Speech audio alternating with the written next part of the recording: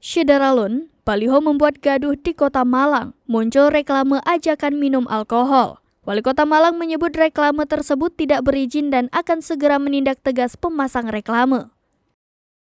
Reklame bertuliskan ajakan minum alkohol bagi wanita dewasa di salah satu tempat hiburan di Kota Malang ini sebelumnya terpasang di kawasan Stadion Gajayana Kota Malang. Dari reklame tersebut juga tertulis bagi wanita berusia di atas 18 tahun gratis masuk tempat hiburan. Reklame tersebut sontak membuat gaduh dan ramai disorot warga karena seolah mengkampanyekan untuk mengonsumsi alkohol.